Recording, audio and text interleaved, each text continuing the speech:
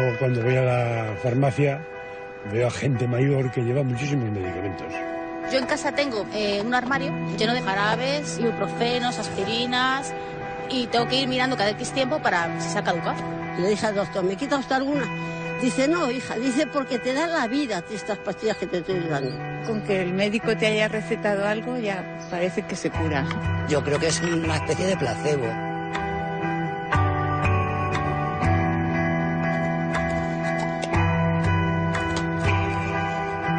La gente es cómoda, prefiere a lo mejor medicarse antes que sacrificarse. Y hasta se enfada con los médicos, que lo he visto yo. Es que ese médico a mí no me ha recetado ninguna pastilla.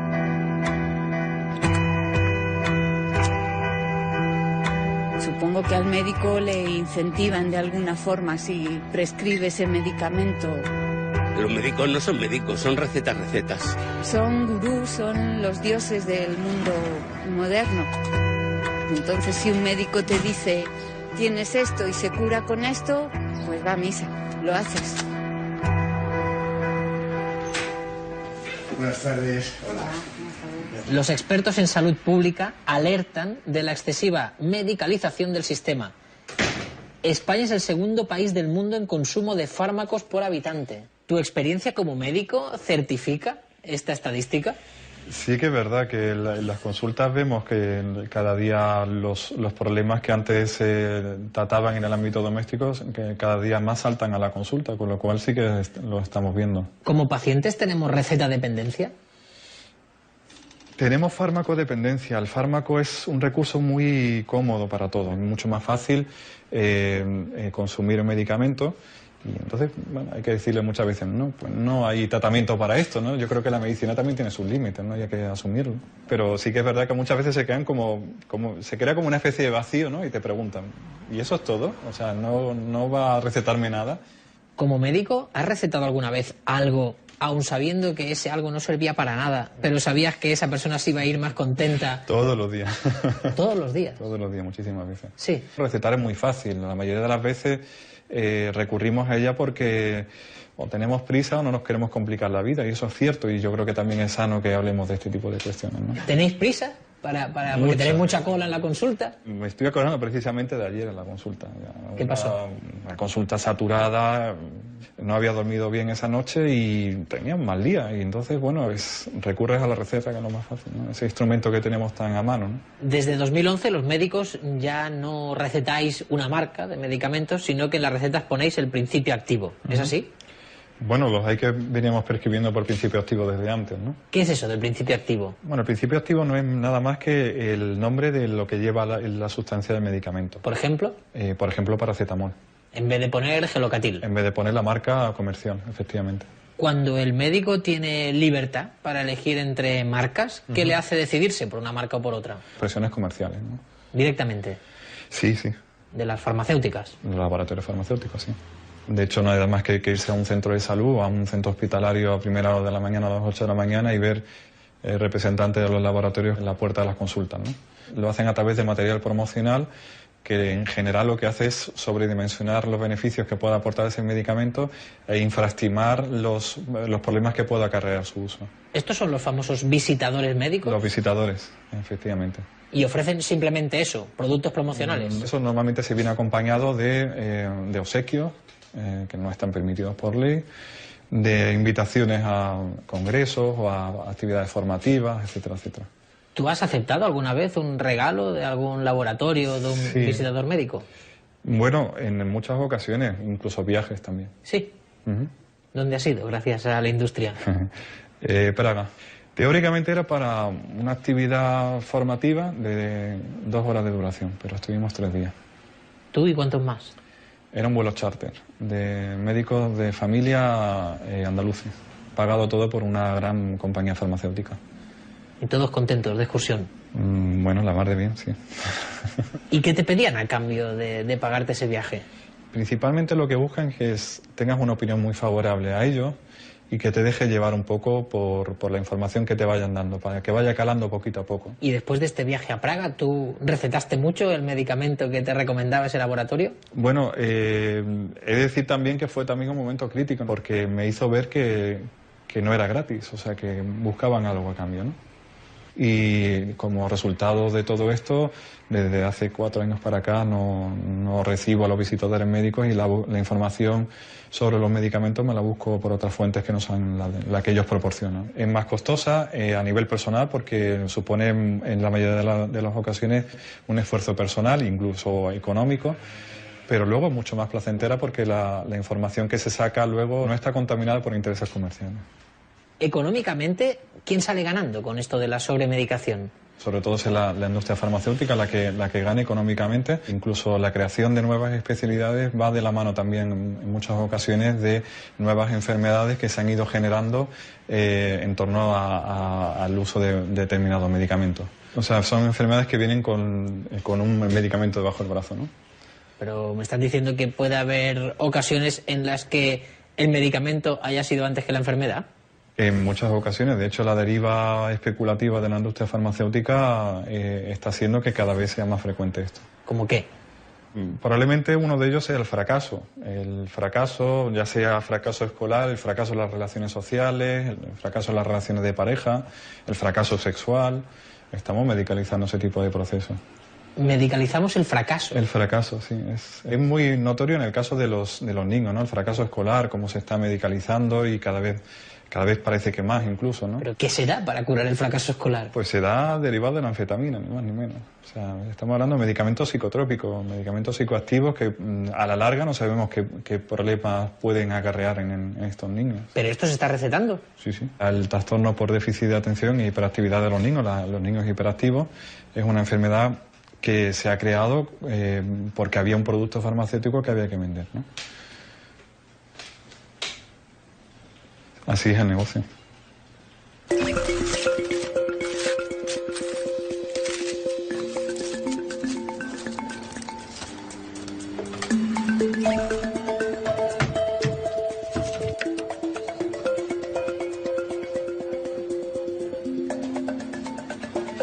Joan Ramón Laporte, vengo de ver a un médico de cabecera, un médico de familia, que me ha confirmado que en España consumimos muchos medicamentos. Es sorprendente la estadística que coloca a España como el segundo país que más medicamentos consume del mundo. Efectivamente, y probablemente en el 2011 fuimos el primero, por lo menos en psicofármacos, medicamentos para la ansiedad, medicamentos para dormir, medicamentos para la depresión. En todo eso somos primeros en el mundo. ¿Por qué consumimos tantos medicamentos en este país? Hay un recurso a la tecnología que se ha convertido en una cultura que expande cada día en nuestro sistema de salud. Hacer una receta es muy rápido y sustituye muy a menudo las explicaciones y los cambios de modo de vida. ¿Hay una cifra de lo que nos gastamos en medicamentos al año en España? Sí, unos 17.000 millones de euros, de los que casi 10.000 millones en el año 2012 fueron medicamentos de los que se dispensan con receta médica del Sistema Nacional de Salud. De todo el dinero público que nos gastamos en sanidad, ¿cuánto nos gastamos en medicamentos? La cifra que ahora vale en España es 25%. ¿Este porcentaje en comparación con otros países es el normal? No, somos el porcentaje más alto de Europa. En Gran Bretaña, por ejemplo, gastan un 10,7% de todo lo que gastan en salud, lo gastan en medicamentos. En Gran Bretaña, 10,7%. Nosotros 25%. ¿Sabe cuál es la causa principal de osteoporosis? No. El déficit en vitamina D. La vitamina D es la que viene del sol. En España, las mujeres que se rompen el fémur, su edad media es 84 años. En Gran Bretaña, 74 años. Como hace menos sol, tienen menos vitamina D, tienen los huesos más frágiles, se rompen antes. En España tenemos sol y tenemos menos osteoporosis. Pues bien, somos el país del mundo que consume más medicamentos por persona para la osteoporosis. Que ha sido un coladero el sistema público de salud para pagar según qué medicamentos. En España lo es, en otros países no. En muchos países europeos el sistema de salud tiene una verdadera, lo que se llama financiación selectiva. Cuando ven que hay 8 o 9 medicamentos que son del mismo grupo terapéutico, que hacen lo mismo, y que no hay ningún estudio clínico que te diga que este es mejor que los otros, dicen, a ver, ¿cuál es el de precio más barato? Este. Pues este es el que se selecciona. Por ejemplo, aquí no hacemos esta selección. Aquí no se hace. Es que la industria farmacéutica tiene decenas de miles de personas bien pagadas, bien preparadas, que solo piensan en eso. Solo piensan en cómo venderle más a quien le compre. Y quien le compra en España es el Sistema Nacional de Salud. Cuando un médico se pone a hacer una receta, ¿cuántos medicamentos puede tener a su alcance para recetar? Un médico a la hora de recetar en el Sistema Nacional de Salud puede elegir entre 15.000 medicamentos diferentes. 15.000 medicamentos. Es imposible que un médico pueda gestionar el conocimiento relativo a 15.000 medicamentos, ni a 1.000. Yo soy farmacólogo y puedo decir que conozco en profundidad unas pocas decenas de medicamentos y llevo 40 o 50 años en esto. Cuando tú tienes a decenas de miles de profesionales desperdigados que pueden recetar uno entre 15.000 medicamentos disponibles, estás abriendo la puerta a todo tipo de errores, insuficiencias de conocimiento, etc. Sobre todo si tienes en cuenta que el sistema de salud no hace nada de formación continuada de sus profesionales. No les explica las novedades, no les explica para qué sirven los nuevos fármacos. Esto se lo explican los laboratorios farmacéuticos. La formación médica continuada, que es muy necesaria, es financiada en más del 90% y organizada en más del 90% por compañías farmacéuticas aquí en España. Pero hay una relación causa-efecto entre esa formación de los profesionales médicos y que luego dispensen un tipo de medicamento. El que va a cursos de formación, y esto está demostrado en estudios, después prescribe lo que le han mostrado los cursos de formación. Es que vamos a ver, los congresos son organizados por las sociedades científicas. Las sociedades científicas son financiadas en una parte muy importante por la industria farmacéutica. Me decía un dirigente de la Sociedad Española de Medicina Familiar y Comunitaria, actualmente considerada la más independiente de la industria que hay: es que las demás sociedades dependen mucho de la industria. Nosotros, de nuestros ingresos, solo entre un 70 y un 80% proceden de la industria farmacéutica. El resto son cuotas de los asociados. Esta es una de las sociedades más independientes que hay ahora mismo en España. ¿De qué se hablan los congresos? Es una presentación de medicamentos detrás de otra. Hay un término que no entiendo cuando hablamos de medicamentos. Cuando se dice que un medicamento está bajo patente, ¿qué significa? Cuando alguien inventa algo, puede patentar este invento, y si este invento produce beneficios económicos, puede disfrutar de estos beneficios hasta 20 años desde el momento en que inscribe la patente. ¿Y esto pasa con los medicamentos? Exacto. Es decir, el precio de los medicamentos es puramente arbitrario. No tiene que ver ni con su valor ni con la dificultad de fabricarlos. El precio de cada medicamento tiene que ver sobre todo con si está patentado o no está, es decir, si su patente ha caducado o no ha caducado. Cuando la patente está vigente, el precio es alto. Cuando la patente ha caducado y entran los genéricos a competir con el de marca, bajan los precios. Una pregunta muy básica, pero es que tampoco sabemos más. ¿Un genérico qué es exactamente? Un medicamento genérico es un medicamento que tiene la misma composición que el de marca con el que se compara y que es equivalente en el efecto que te va a hacer sobre el paciente. A veces hay la creencia que el genérico no es tan bueno que el medicamento de marca. Sí. ¿Qué diría? Que está sometido a los mismos controles. También te diría que la mayoría de los genéricos son fabricados o manufacturados en la misma planta industrial donde se fabrica el medicamento de marca. Por ejemplo, el Valium tiene un genérico que es el diazepam. El mismo fabricante de Valium de vez en cuando cambia la parte de la maquinita que marca el nombre Valium sobre el comprimido para poner el marcador de diazepam, que es el nombre genérico, y todo el proceso es el mismo, solo que cambia esta máquina que marca el nombre del medicamento al final. Me han hablado de enfermedades inventadas. ¿Es verdad que se inventan enfermedades? Sí, se inventan y se exageran, las dos cosas. Con el colesterol, a principios de los años 90, el nivel normal estaba muy alto, en 290.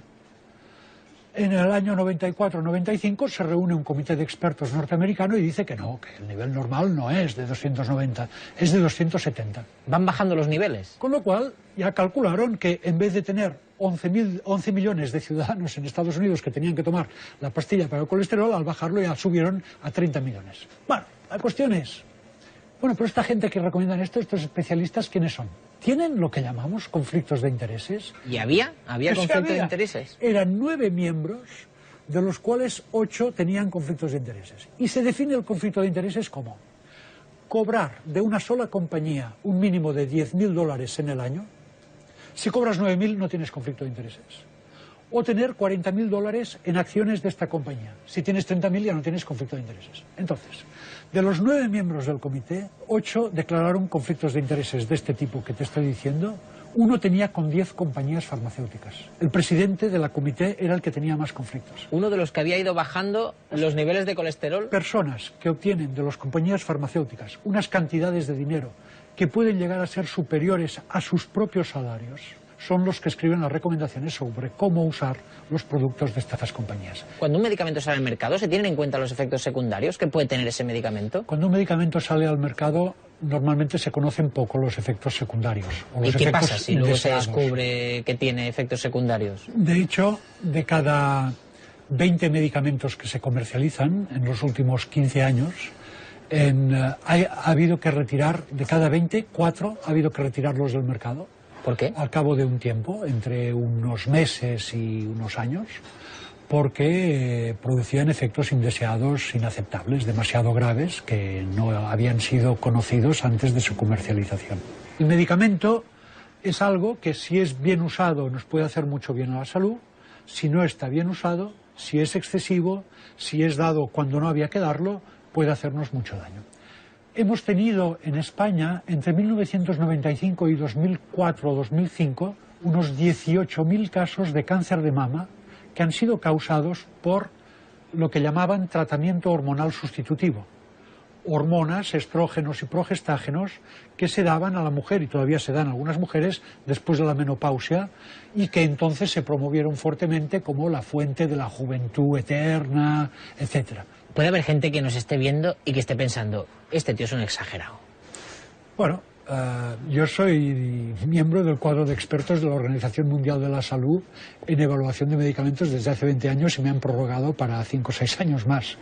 He presidido el Comité de Medicamentos Esenciales de la Organización Mundial de la Salud, que es el comité técnico de mayor altura técnica que hay en la Organización Mundial de la Salud, reconocido por la propia organización. Soy alguien a quien se escucha a nivel internacional y también aquí. Y por fortuna tenemos a muchos médicos que aquí, en Cataluña y en España, han optado por informarse de manera independiente sobre los medicamentos, y creo que por ahí tenemos una alternativa. Hay una figura que en este programa está apareciendo recurrentemente, que es la del visitador médico. ¿Le parece que vayamos a conocer a uno? Ah, muy bien. Bueno, a una visitadora médica. Muy bien, vamos.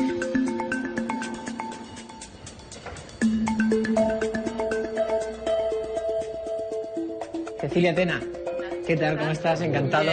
Te presenta el doctor Laporte. Encantada. Estábamos hablando de los visitadores médicos y creo que tú lo eres. Sí. ¿Todavía lo eres? No, todavía no, pero bueno, he estado 10 años en la profesión en una multinacional. Nos sentamos y hablamos contigo. Muy bien. Estamos en una sala de espera. ¿Este era un lugar habitual al que tú ibas? Podría ser efectivamente un escenario donde se desarrolla la visita médica. ¿Y en qué consiste tu trabajo como visitadora médica cuando estás ya dentro de la consulta y estás con el médico delante? ¿Qué le dices? Yo creo que si preguntáramos a un visitador médico cuál es su profesión, nos iba a decir que es un informador técnico sanitario. ¿Informador técnico sanitario? Sí, hombre, sí, esto sí. está muy bien, ¿no? Sí, sí. Nos iba a decir pues que se encarga de informar de las novedades terapéuticas a los médicos. Todo esto es bueno. Sí, desde luego, si fuera así, sería bueno. ¿No es así? Yo creo que no. El visitador médico pertenece a la red de ventas de un laboratorio. O sea, es como un comercial. Sí, es que es un comercial. Mira, yo te voy a decir cómo nos entrenan a los visitadores médicos. ¿Cómo se entrenan? ¿Cómo nos entrenan? Pero esa formación te la dan ellos. Sí, sí, sí. ¿Tú no tenías ninguna formación sanitaria? Yo soy diplomada en relaciones laborales. O sea, la mayoría de visitadores médicos no tienen formación científica. Pero sobre todo, donde más hincapié hacen en los laboratorios es en las técnicas de venta. Yo tengo cursos de técnicas de venta, de técnicas de negociación. ¿Qué negociabais con los médicos? ¿Qué se negociaba? Recetas. O sea, el visitador lo que le pide al médico es que prescriba su marca. Que prescriba quiere decir que la recete. Que recete. Es el objetivo, o sea, no te equivoques. O sea, el objetivo no es informarle de un, yo qué sé, de un antihipertensivo, las ventajas que tiene. Bueno, puedes decírselo como si fuera una información colateral. Pero el objetivo del visitador, que no es dar formación, que para formación están las universidades. ¿Qué pasaba en ese punto de convencer al médico? ¿Tú qué le ofrecías? Además del medicamento. Sí, pues puedes convencer con tu palabra, con tu simpatía, puedes convencer invitando a un café, pero lo que creo que tiene que conocerse es que los visitadores manejan lo que se llaman los presupuestos de inversión. Presupuestos de inversión. De inversión. ¿Y esto qué es? ¿Un dinero? ¿Eso es un dinero? Es una inversión. Exactamente. Para ellos es una inversión. Sí, pero ¿de qué dinero estamos hablando? Un visitador podía gastar 450 euros. ¿En cada médico? En cada médico, en una comida, en una acción. Sí, sí. Yo he estado hablando con un médico de cabecera y él me hablaba, por ejemplo, de que le regalaron un viaje a Praga, con la excusa de ir a un congreso que en realidad fueron 2 horas. Sí. El resto de tiempo estuvo en Praga la mar de bien. Sí, súper habitual. También me ha hablado de regalos un poco más, bueno, más golosos igual. Sí. En tu lista de regalos, ¿qué podía haber? Jamones en Navidad, hasta bicicletas estáticas, cámaras de fotos, todo lo que se te ocurra. Lo que pasa es que no se pueden justificar en la contabilidad de un laboratorio. No va a haber una factura de una impresora ni de un ordenador, pero puede haber facturas de cursos de informática, por ejemplo. Que incluían un ordenador. ¿Teníais calificados a los médicos de alguna manera? Hombre, claro. Los médicos que se llaman tarugos, que son los que aceptan incentivos, son harto conocidos por todos los visitadores. Es decir, no es que los conozca yo, es que los conoce todo el mundo. ¿Tarugos? Tarugos. En cada sitio de trabajo hay algunos médicos que son conocidos por ser sensibles a los laboratorios y hay otros que son conocidos por no tener relaciones con los laboratorios. Los pluma seca. ¿Los pluma seca? Sí. ¿Qué son los pluma seca? También les llaman fundamentalistas. Pues es el médico que prescribe poco. ¿Hay estudios donde los médicos reconozcan que reciben regalos, incentivos? Sí. ¿Y lo reconocen? Estudios realizados aquí en España, uno que se publicó en el año 2012, y tengo aquí un resumen de resultados.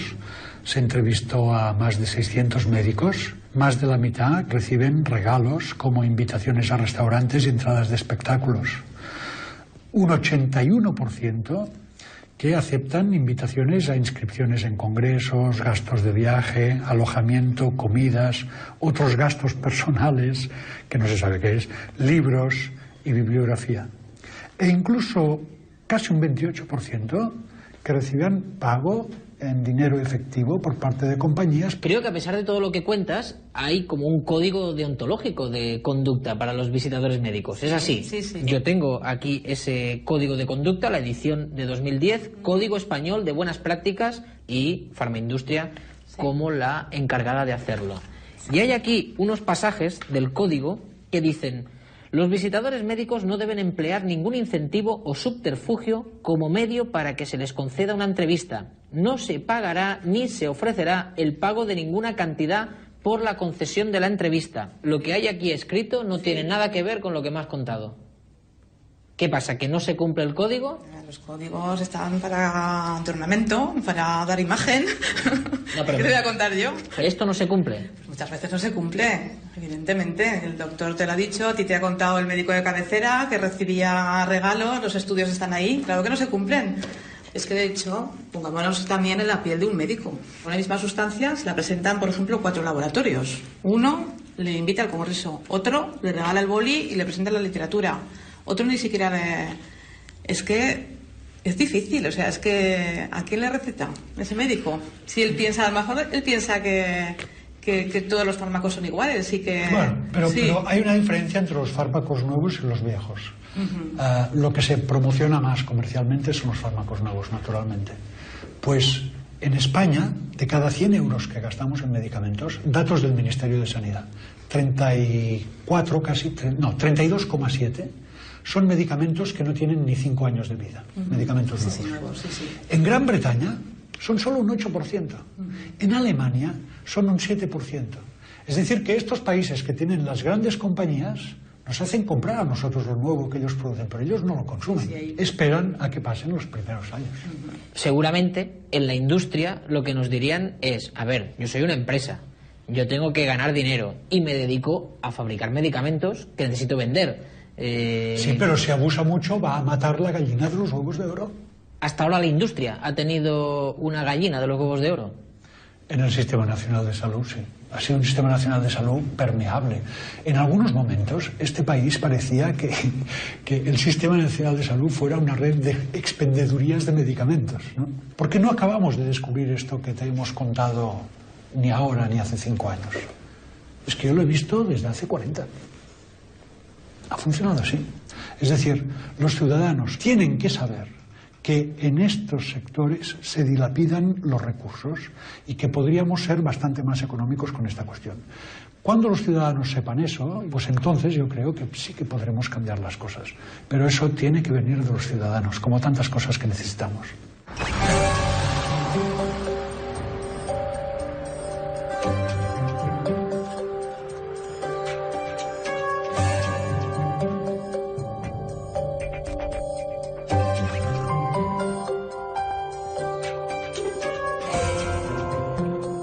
Ildefonso Hernández, tú fuiste director general de Salud Pública con un gobierno de José Luis Rodríguez Zapatero. En política, cuando se toman decisiones sanitarias, ¿se toman siempre teniendo en cuenta criterios médicos o hay otros factores que influyen? La formulación de políticas en todos los ámbitos, en sanidad también, tiene muchas influencias, a veces debidas, a veces indebidas, que hace que las políticas finales no sean las que tendrían mejor utilidad pública. ¿No se piensa en el interés de todos cuando se hace una política sanitaria concreta? No siempre, no siempre. Durante el programa estoy escuchando que la industria farmacéutica ejerce mucha presión. ¿Esa presión es tanta? ¿Es cierta? ¿Es así? La industria farmacéutica ejerce presión en todos los ámbitos sanitarios. Domina la agenda de formación de los médicos, domina la agenda de investigación, domina la agenda pública en sanidad. ¿Qué quiere decir eso? Que la mayoría de actos, medios de comunicación especializados, etcétera, están financiados por ellos. Por poner un ejemplo, un ministro es más fácil que le enseñen un medicamento o una vacuna en una reunión que no que le enseñen un programa de fomento de envejecimiento saludable. ¿Por qué? Porque el envejecimiento saludable, por medio de acciones de fisioterapia, tai chi o cualquier otro programa que mejore su equilibrio, evite las caídas, etcétera, no tiene rendimientos económicos detrás que los defienda tantos como tiene una vacuna. Pues vamos a intentar ir desgranando cuál ha sido tu relación como político con esa potentísima industria farmacéutica. Muy bien.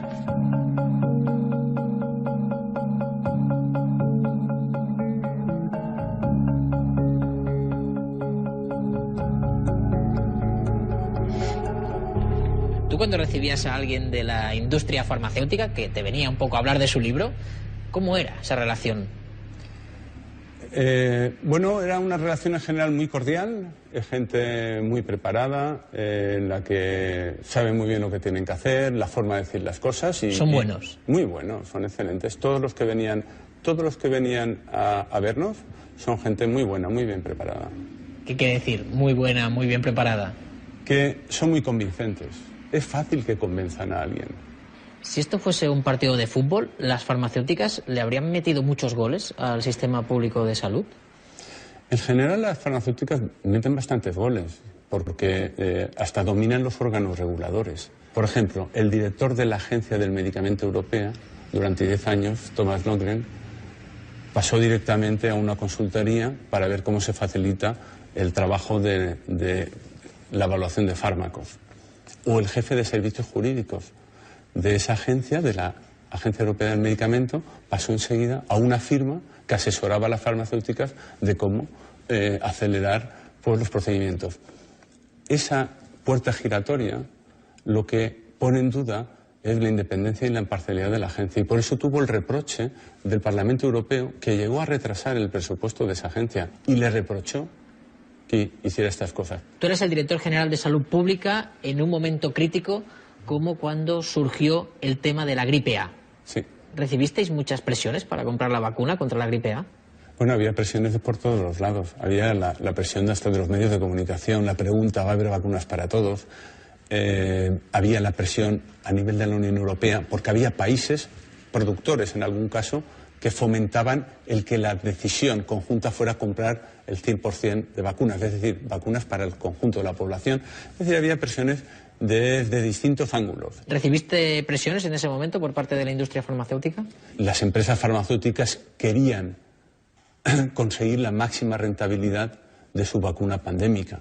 Por lo tanto, lo que querían era acelerar los contratos, conseguir el número máximo de vacunas, poner alguna cláusula que tal vez, por ejemplo, los efectos adversos de la vacuna no fueran responsabilidad del laboratorio. O sea, además, estar con las manos limpias si pasaba algo. Bueno, cada uno intenta pues, poner las cláusulas que cree convenientes para sus intereses. ¿Y esa no coló? No. ¿Costó que no colase? Bueno, siempre, estas cosas cuestan, siempre, sí.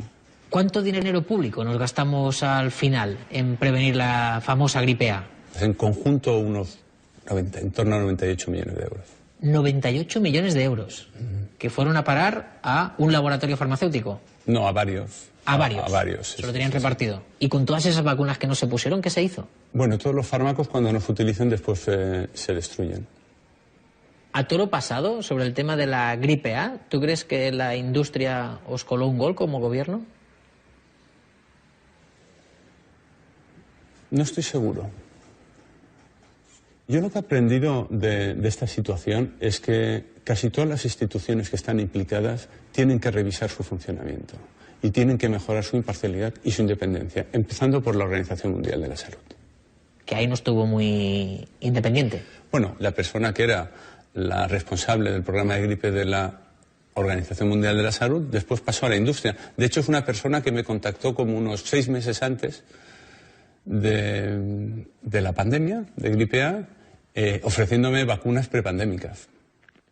Y me dijo, doctor Hernández, no sé si se acuerda de mí, que yo estaba en la OMS y ahora estoy en tal empresa y tenemos unos productos que pueden ser interesantes. Qué bien, ¿no? Bueno, es sorprendente. ¿En nuestro país hay algún organismo que represente a la industria farmacéutica? ¿Que lo represente? Sí. ¿Como grupo? Sí. Sí, se llama Farmaindustria. Farmaindustria. ¿Y qué tal son? Las relaciones son extremadamente cordiales y de colaboración. La industria produce medicamentos, innovaciones que a veces son excelentes para mejorar la salud de la población. 1. 2. La gente que hay, los trabajadores en general de las empresas farmacéuticas son excelentes, de muy buena calidad. Pueden jugar un papel muy bueno. Defendámosla de sí misma a veces, porque a veces ha utilizado influencias indebidas para cambiar las políticas de los países y de las organizaciones supranacionales. Por intereses espurios, intereses de algunos de los gerentes, directores, altos cargos, se producen direcciones de política que se alejan de lo que sería sinérgico con el bien común. Con el interés público. Con el interés público. Por una cuestión económica. Sí, por la codicia en general.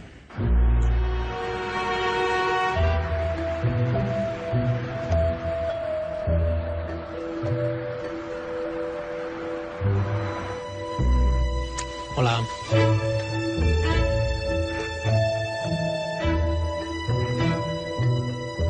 Julián Zavala, director de comunicación de Farmaindustria. Muchas gracias por recibirnos. Farmaindustria sería una especie de patronal de las farmacéuticas. Lo es. Se habla muchas veces de Farmaindustria como un lobby muy potente de presión. ¿Es así? Somos un lobby técnicamente en cuanto a que una gran parte de nuestra actividad es intentar trasladar a las autoridades sanitarias, en este caso, los intereses, posiciones, circunstancias o características de la industria farmacéutica para que lo tengan en consideración a la hora de desarrollar el marco legislativo. Lo de potente ya, pues, habría que preguntar a según quién, pero vamos, hacemos lo que podemos y en cualquier caso me temo que no, estamos lejos de ser muy potente. Entre las actividades de Farmaindustria está fomentar que los españoles consumamos el máximo número de fármacos posibles. No, más bien al contrario. Sí, al contrario. Es decir, en los principios fundacionales prácticamente de Farmaindustria está, y de la industria farmacéutica en general, fomentar el uso racional del medicamento, es decir, que consumamos los medicamentos que sean necesarios. ¿Es normal entonces que España sea el segundo país del mundo que más medicamentos consume? Evidentemente no es normal y no sería normal, pero eso me temo, Jordi, que no es así. Según las estadísticas, sí. Primero, tanto imposible es que no tiene sentido. O sea, este informe no es cierto. Los expertos en salud pública alertan de la excesiva medicalización del sistema. España es el segundo país del mundo en consumo de fármacos por habitante. Mantengo lo que he dicho. No es verdad. No. Según las estadísticas oficiales de la OCDE, por ejemplo, o de la Unión Europea, estamos en la media europea. Bueno, en cualquier caso es la palabra de la Sociedad Española de Salud Pública y Administración Sanitaria, SESPAS, contra los datos que nos estás ofreciendo. ¿Usted tiene el colesterol alto? Seguro. ¿Pero se lo ha mirado? Hace tiempo que no lo miro. Pues si le dicen que lo tiene alto, no se preocupe mucho tampoco. Porque los índices del colesterol hay unos expertos que los están bajando. ¿Qué le parece? Pues lo que digan los expertos tendrá que ser a lo que haga caso. No me diga usted que no es sospechoso que una medida como esta de bajar los índices de alarma del colesterol, que puede beneficiar a la industria farmacéutica, luego se descubra que hay señores dentro de la comisión que ha decidido eso, que cobran de la industria farmacéutica. Cuando decidimos que cobran, parece como que les dan un sobre, y no es esto. Han prestado unos servicios a una compañía farmacéutica, no a una, a muchas. Y esos servicios, supongo que los habrán facturado, no sé los detalles. Y creo que es mejor que todos confiemos en los sistemas que nos rodean.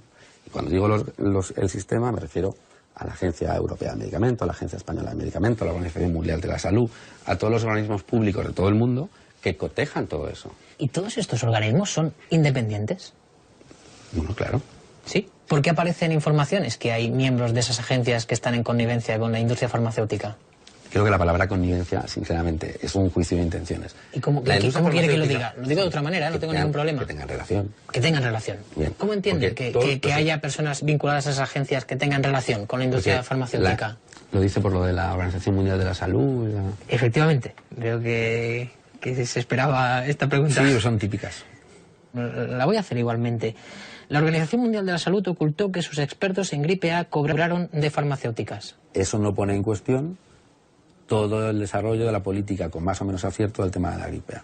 Estas afirmaciones de teorías de la conspiración pues existen, sin ninguna duda, y bueno, pues bien están. ¿Pero eso cree usted que es una teoría de la conspiración contra la industria farmacéutica? Una forma de llamarlo, no sé si es la más adecuada, pero sí. También haciendo un juicio de valor. Efectivamente, tienes razón. ¿La industria farmacéutica se inventa enfermedades? Pues hombre, yo creo que la industria farmacéutica, más que inventarse enfermedades, se dedica a erradicarlas. Acusar a la industria farmacéutica de eso es, pues, tener cierta, en fin, vamos a decir, desinformación. ¿No se han creado medicamentos para enfermedades que antes no estaban consideradas como enfermedades? Por ejemplo, ¿un niño hiperactivo tiene que ser medicado? Eso solamente lo decide el médico, no la compañía farmacéutica. Lo que pasa es que si el médico ha asistido a un congreso financiado por la industria farmacéutica en la que se ha recomendado un medicamento para curar la hiperactividad de un niño, igual ese médico acaba recetando ese medicamento. Yo prefiero pensar que el médico tiene ética profesional, todos los médicos, y que saben lo que hacen. Y en un congreso científico que existen desde hace mucho tiempo y tiene que seguir existiendo, y no lo decimos nosotros, lo dicen las autoridades sanitarias, se hace para informar de cosas, y entre ellas de medicamentos. ¿No es una manera de controlar a los médicos, siendo la industria quien los forma?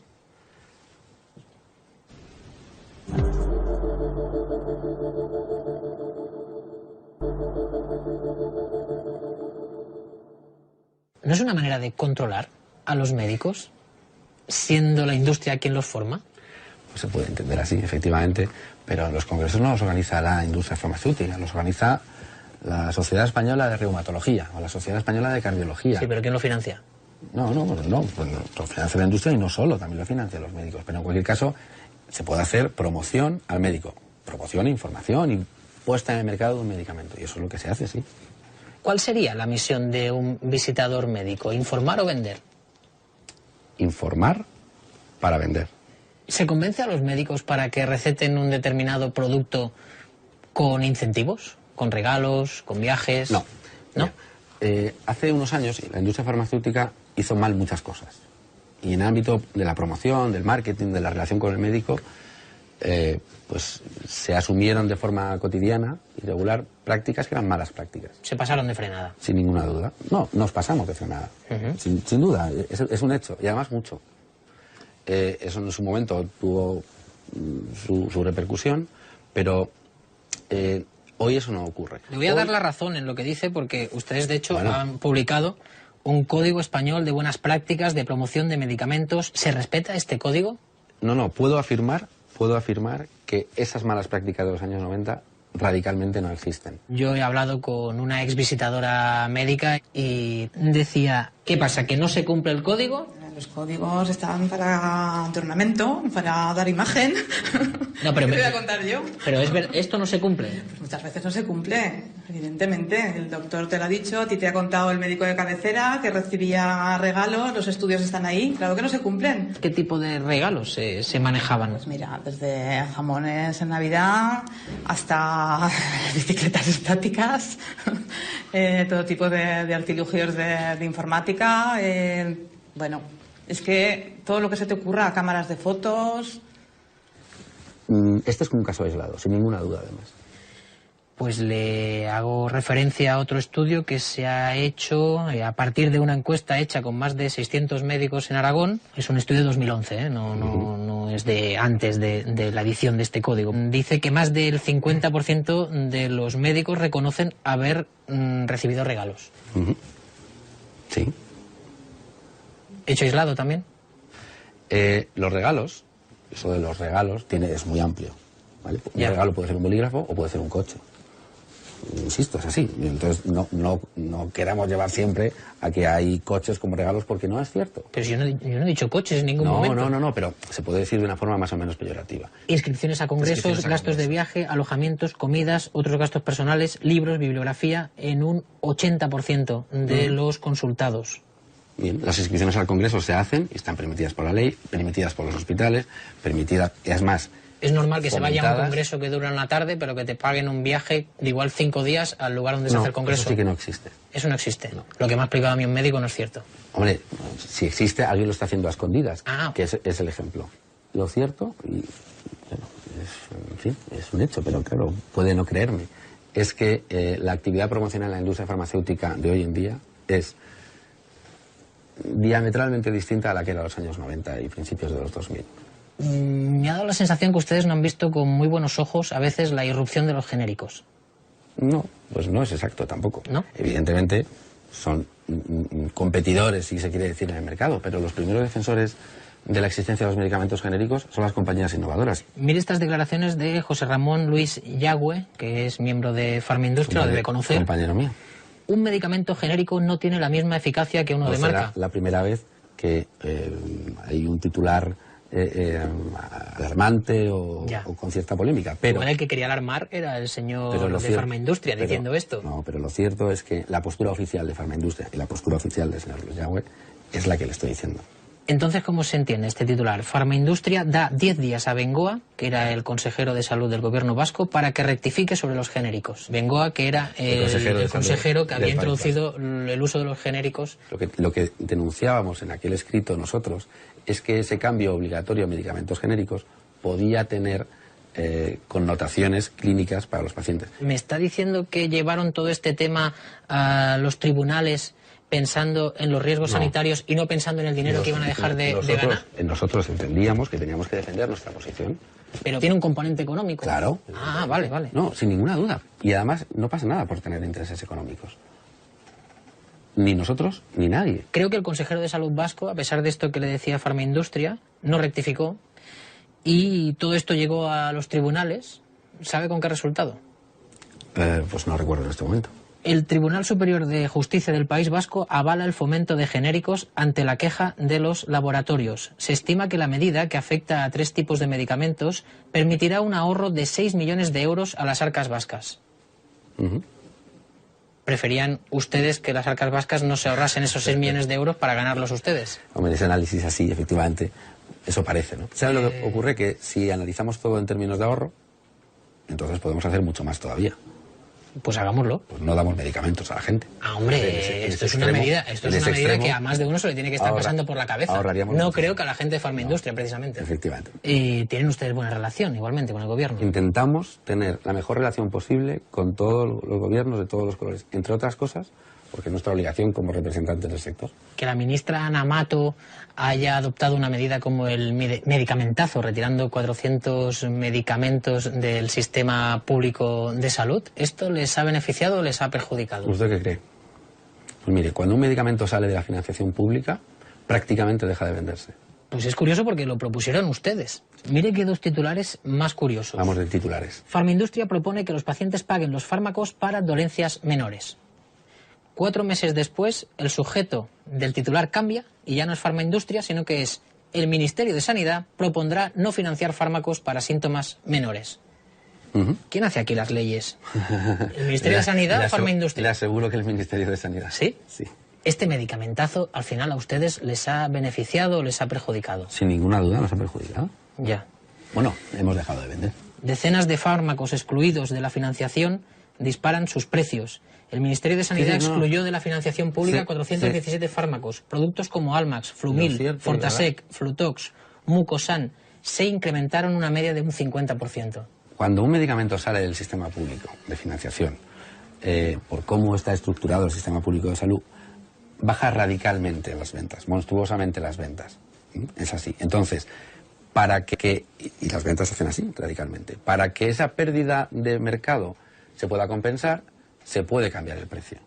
Pero en cualquier caso, aún así, ¿qué habría de malo en que un gobierno y un sector se entiendan para que haciendo algo que ahorre no sea del todo malo?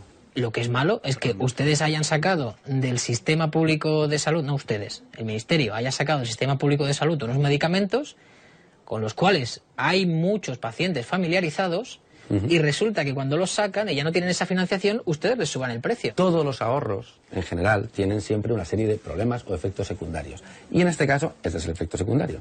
Si en un momento dado tiene usted que decidir entre la salud de sus clientes o la cuenta de resultados de sus accionistas, ¿qué haría la industria farmacéutica? No se vincula, no se puede vincular. O sea, no se puede desvincular.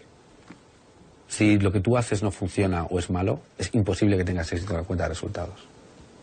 ¿Seguro? Sí. ¿No ha habido medicamentos que luego se ha demostrado... Que no han funcionado? Sí. No solo que no han funcionado, sino que no han hecho ningún bien en el paciente, pero gracias a ese medicamento el laboratorio ha ganado dinero. Ha habido casos de medicamentos que han tenido efectos secundarios indeseados y graves que se han retirado, y en algún caso puntual se ha demostrado que el laboratorio tenía conocimiento de tenía cierta información al respecto. Pero no se sabe todo del medicamento hasta que no se sale al ruedo muchas veces, ¿no? Y hay cosas que aparecen después, porque nada tiene riesgo cero. De ahí a buscar, en fin, negligencias, vale, pero dolo o culpabilidad, sabiéndolo, pues no es tan habitual. Lo puede haber en algún caso y se sancione, pero forma parte del sistema.